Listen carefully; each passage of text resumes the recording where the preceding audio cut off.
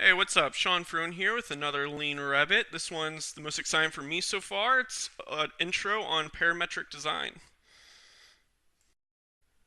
So our goal in doing this is, of course, to eliminate non-value added tasks. It'll also allow us to update our models quickly, not have to make changes in a whole bunch of spots if something like CFM in a room changes. So how are we going to be able to do this? Well, we're going to make a connection again between Excel and the Revit elements with the use of Dynamo. We're also going to take advantage of Revit families and how we can derive those geometries and connections with parameters. So what are we going to get out of this? Well, we're going to get a model that uses algorithms to find relationships, and this is going to allow us to flow information between different elements and their parameters and be able to adjust stuff instantaneously all throughout the project.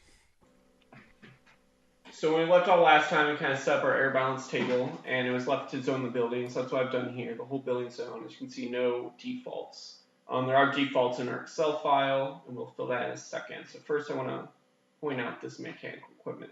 So all these inputs are coming from the UFC code. So here they are.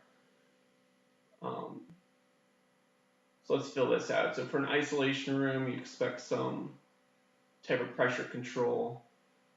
Some rooms with hoods, so this prep kitchen area will put a kitchen hood. These dental areas will put a lab hood. Pharmacy, obviously some humidity control, that's expected. Computer rooms will put in a crack unit for extra cooling. Again, this is all getting driven by codes. So you can write your own code. So we can put, let's say if the room equals stair, then let me know that I need to put some type of heat in. So we'll do that. You don't necessarily have to drive this parameters. You can just pick a room and put whatever one of these you want in it just by picking the family name from that drop down. So we'll put a radiator panel in for all these rooms that required some heating. And we'll save this out. Hop back over to Dynamo and hit our data distributor. So this will bring in all of our mechanical equipment from the zones, and it'll start to fill out these tables. So there we go. So we zoned it with the appropriate name, so we could do this. And as you can see, it picks up now all these totals from the rooms, just based on that zone number. So something you cannot do in Revit that drives me crazy is drag common values down. So we can take care of this stuff really easy in Excel. We did all this math pretty easy in Excel. It's actually from an old Excel file that I had from an old job. And now we'll push all that back into Revit. So this is some leftover geometry from the data distributor from Dynamo that comes in. As you can see, we have no mechanical equipment or diffusers in this job yet. So that's what we're going to change. So Dynamo's already open, and there it is. So there is our police mechanical equipment and diffuser script. So we're going to first filter out rooms to view what type of air. Beyond that, we're going to need to put supply, return, diffuser in there. So we're going to grab the center point of this place. We're going to grab the level of the space. We're going to grab the parameters that are needed. So we have the zone, the space number, and the ceiling height going there.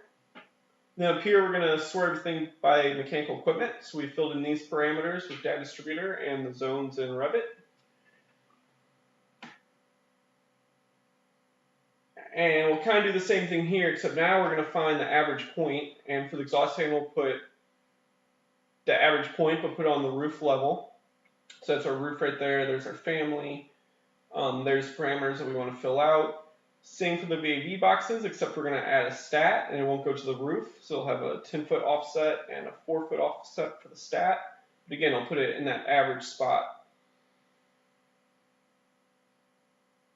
And then down here is all that extra equipment that we were selecting. So we'll go through and we'll ask, does this equal this family? And if it does equal that family, then we'll go ahead and put that family in that room. So the crack units, the hoods, all that will be placed in the rooms that we designated.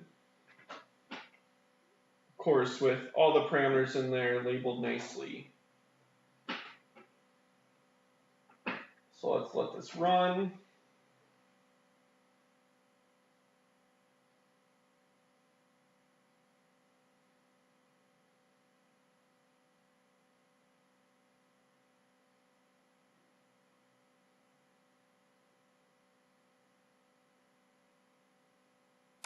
And there we go. So we just placed all that mechanical equipment, all of our VAV boxes, exhaust fans, air handling unit, in this case rooftop units, all the diffusers, all that extra equipment that we had. So pretty cool stuff. So now to fill in all the data part, we're going to go back to data distributors. The whole idea of this data distributor is anytime there's changes, we can run this script and it'll update. So if we change outside %air, which we'll do here in a little bit, it can update just by placing this equipment in there. We can update it, fill in the necessary data. So let's run that. And there we go. So let's give it a quick check. Does everything match up? And there's what we expect for exhaust. That matches up.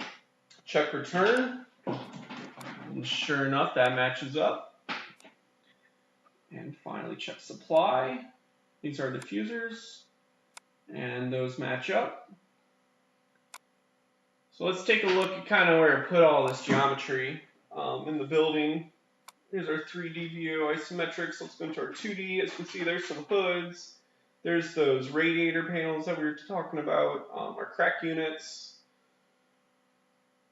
our rooftop units, and finally our VV boxes. So let's take a look at these. As you can see, they're different sizes, and this is where I was talking about we can let Revit families and parameters drive some of this geometry. So if you look, we have a whole bunch of if statements here to drive geometry and the connections. Same thing with the air devices, so let's check those out.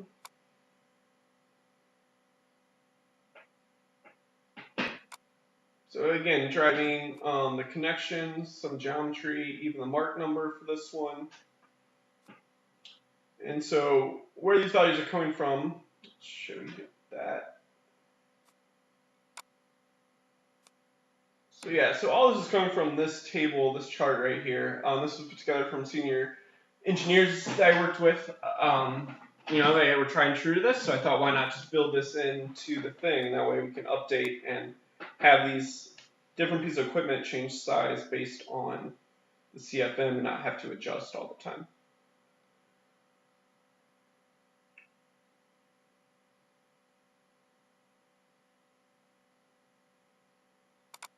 Don't know what that was. So let's go to our roof plan. Let's tag this equipment, make sure the tags came in right. So you can see it put it on the average spot of where all the rooms are. There's our hood exhaust fans, and that's why those were overlapped. Again, it's the average spot of where all those rooms are. So not necessarily the ideal place, but a really good spot to get started.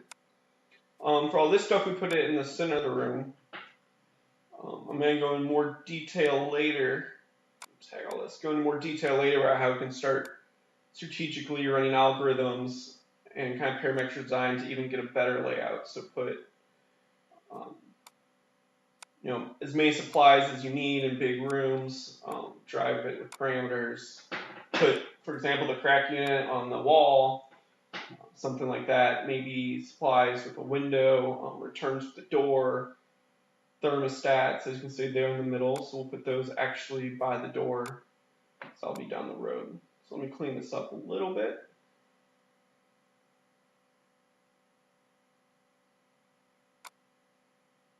Move all these up here. So I'm going to copy some of these to show you how it will divide the CFM required for that room. First, let me get this guy open here.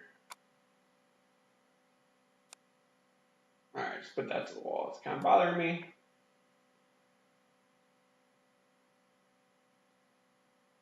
So now let's copy one of these diffusers. We'll have two diffusers. We copy from the same room, so that room parameter is still there. That's what it's using. And we'll divide the CFM required for that room by those two diffusers. So now let's go back to our data distributor and run it again. We're also pulling all this VAV box data that we filled in from Excel.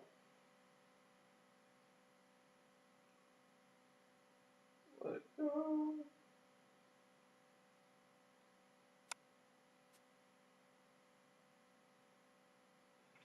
So I didn't save my Excel file, and that's why it didn't update. Whenever you make changes to Excel file, you have to save it and then run the Dynamo script. FYI. So now it's running, and there we go. So yeah, so 155 plus 155 makes 310. Same with this other room. So that all works out with those two diffusers. There's all of our VAV box data now. Totals match up.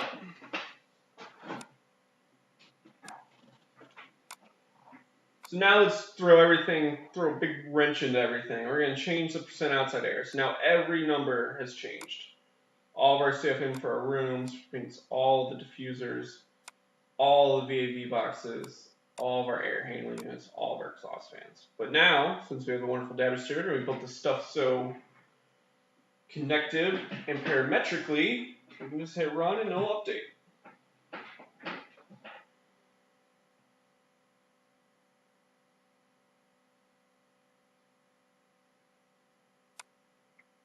So there we go. New totals. Let's see if they match up. Sure enough, everything's been updated to match perfectly. So now our Excel data will always match our Revit data, even if there's changes. No need to go in and change hundreds of diffusers, multiple schedules.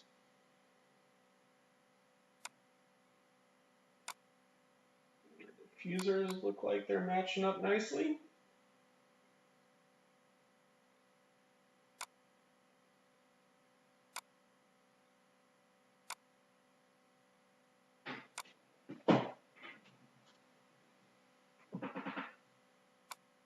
And yep, 100% matching. So pretty cool stuff, I think. A lot of potential, a lot of eliminating a lot of mistakes that I've seen happen during the way. So let's take a look at this script real quick.